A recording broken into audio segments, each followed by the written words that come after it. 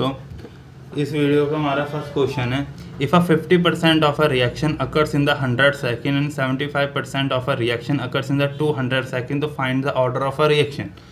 इसका आंसर जो है वो फर्स्ट ऑर्डर के रिएक्शन के बारे में ये सब बात की गई है। तो देखिए इसका फर्स्ट आंसर कैसे हुआ।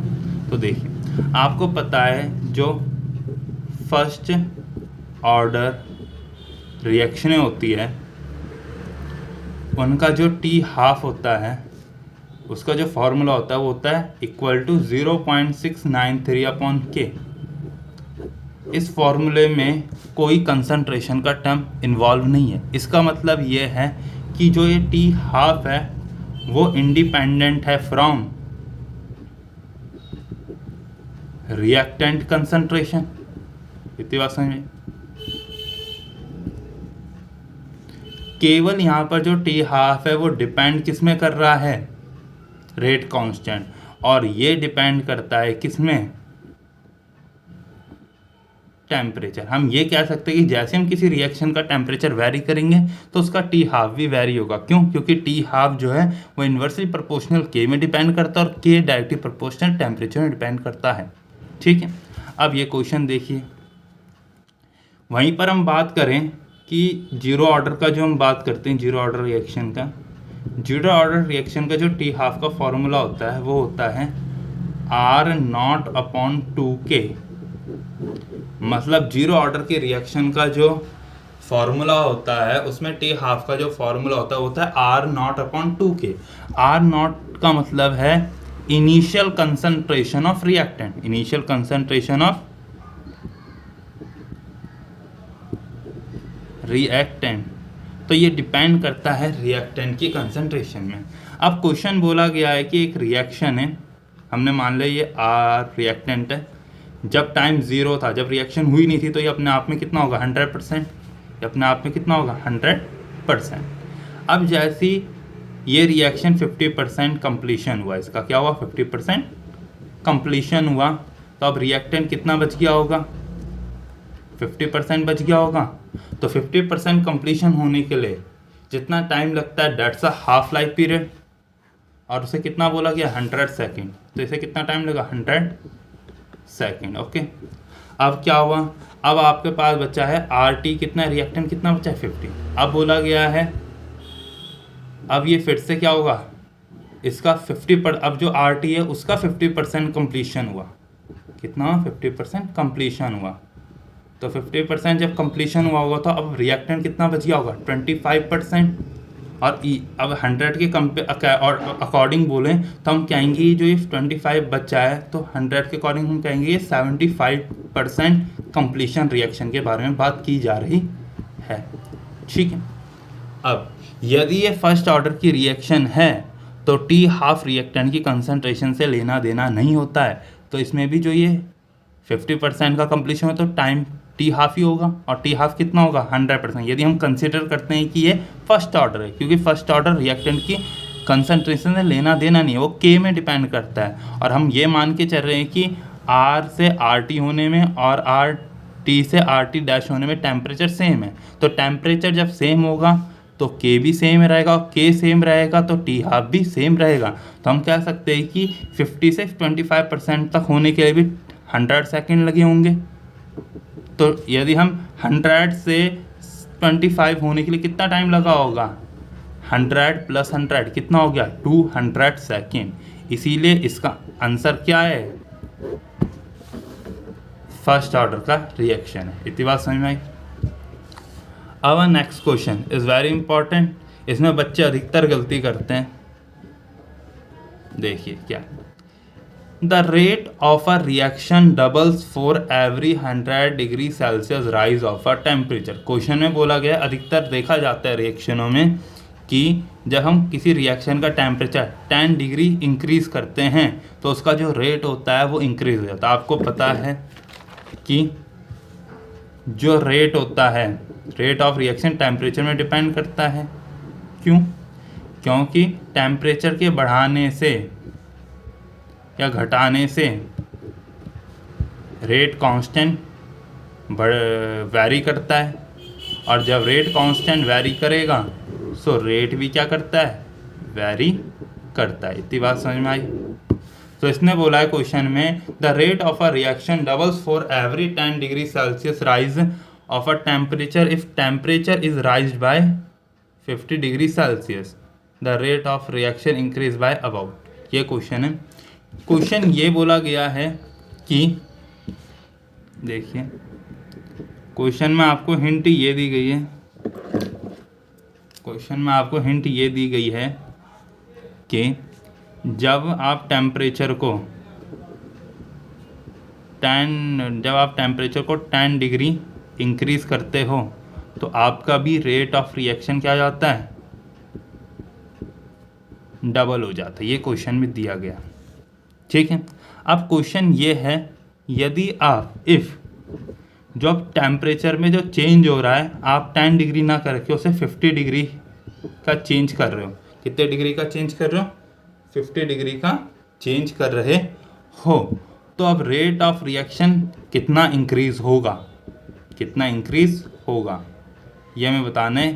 कितने का इंक्रीज होगा ये हमें कैलकुलेट करना है। तो देखिए हम ऐसे चलते हैं, हमने मान लिया एक रिएक्शन है ए से बी, ठीक है, और ये अभी टेम्परेचर चल रहा है टी टेम्परेचर में ये रिएक्शन हो रही है और इस पर्टिकुलर टेम्परेचर में इस रिएक्शन का जो रेट है वो हमने मान लिया x। कितना मान लिया, x, ओके। अब हमने क्या किया, पहले हमने 10 डिग्री इंक्रीज़ किया, 10 डिग्री इंक्रीज़ किया। जब हमने टेम्परेचर को 10 डिग्री इंक्रीज़ किया तो क्वेश्चन में बोला गया है जब आप किसी रिएक्शन के टेम्परेचर को 10 डिग्री का इंक्रीमेंट करते हो तो रेट भी आपका डबल हो जाता है। तो अब डबल कितना हो जाएगा, पहले x था तो अब कितना हो जाएगा रेट, जो रेट न्यू है फर्स्ट अब हो जाएगा 2x, ओके। अब आपने क्या किया, अब इस टाइम जब रेट 2x है अब आपने फिर से 10 डिग्री और टेम्परेचर बढ़ाया, मतलब 2 + 20 डिग्री जब टेम्परेचर बढ़ाया तो रेट कितना हुआ, रेट हुआ आपका 4x। रेट कितना हुआ, 4x। जब आपका रेट 4x है अब आपने फिर से टेम्परेचर कितना बढ़ाया, 30 डिग्री।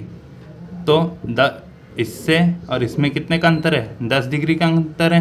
क्वेश्चन में बोला गया है जब आप 10 डिग्री का टेम्परेचर इंक्रीज़ करते हो तो रेट भी दुगना होता है। तो अब यदि आप इसका रेट निकालोगे तो कितना होगा, 4 × 4x कितना आ जाएगा, 8x आ जाएगा, ठीक है। अब आपने t + 30 डिग्री से आपने 10 डिग्री और टेम्परेचर बढ़ाया तो कितना हो गया, t + 40 डिग्री। सो अब आंसर कितना आया, रेट जो होगा वो डबल हो जाएगा पहले ही कंपेयर में। तो पहले कितना था 8x, अब 8x का दुगना करेंगे तो कितना आएगा, 16x हो जाएगा।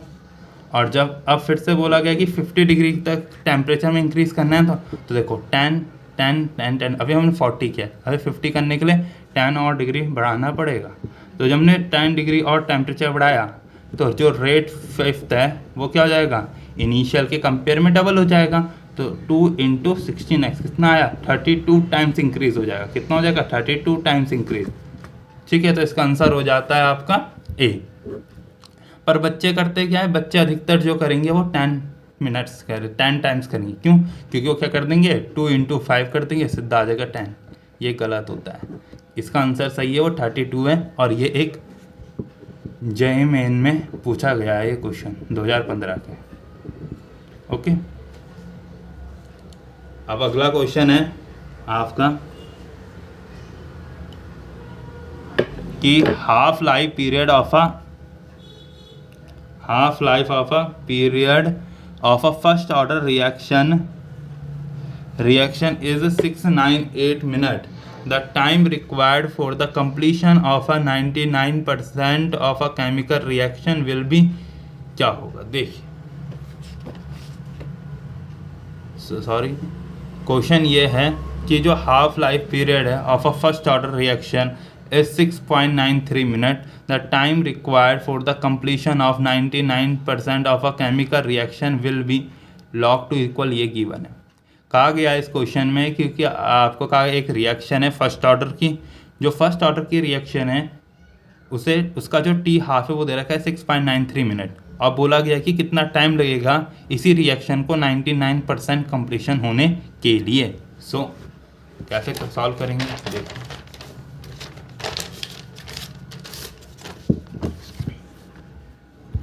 सो आपको गिवन है क्वेश्चन में एक फर्स्ट ऑर्डर की रिएक्शन ए से भी है, फर्स्ट ऑर्डर की रिएक्शन है। ओके, आपको गिवन क्या है, टी हाफ आपको गिवन दिया गया है 6.93 मिनट। ओके, और आपको क्वेश्चन में ये बोला गया है कि आपको टी 99% का हमें टाइम निकालना है जब 99% रिएक्शन हो रही है। सो देखिए कैसे करेंगे इस क्वेश्चन। आपने कंसिडर की एक रिएक्शन ए से बी, ठीक है।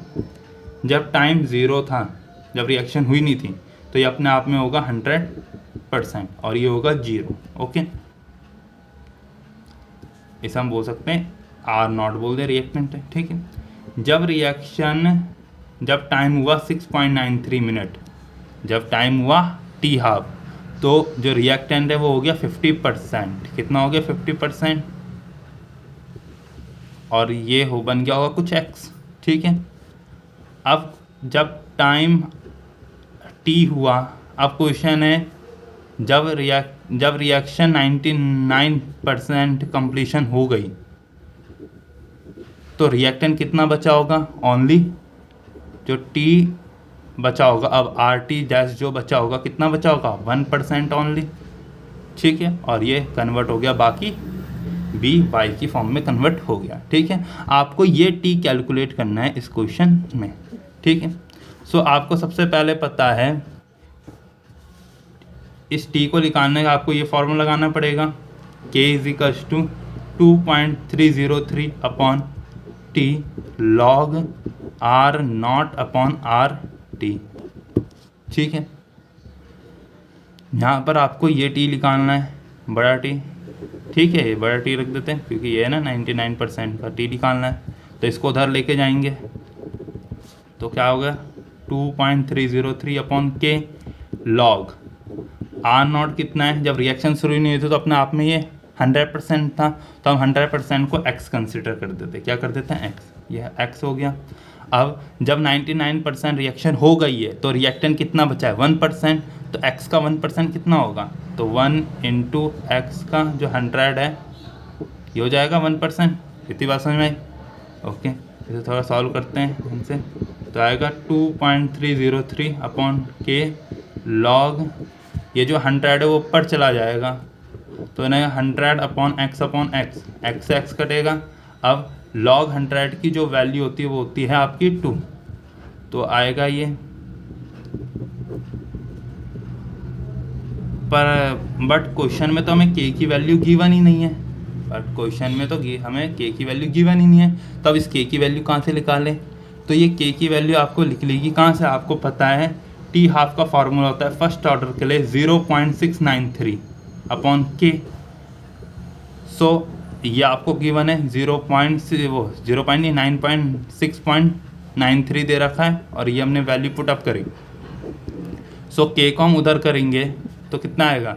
0.93 अपॉन ये आएगा 6.93, ठीक है। ओके, अब इसे थोड़ा सॉल्व करते हैं तो आ गया 0.1 आ गया आपका के। यूनिट क्या होगी? Minute inverse. अब इस के की वैल्यू को आप पुटअप करोगे इस क्वेश्चन में, ठीक है। तो क्या पुटअप करने में क्या आएगा? 2.303 अपॉन वट 0.1 इंटू 2, सो 6064 0, ठीक है। ये हटा, ये नीचे है 3 0, तो 46.06 मिनट इसका आंसर आया है। सो देखते हैं आंसर कौन सा सही है। सो देखिए यहाँ पर जो आंसर है वो आपका ए सही है। कौन सा आपका सही है? ए आपका आंसर सही है। ओके।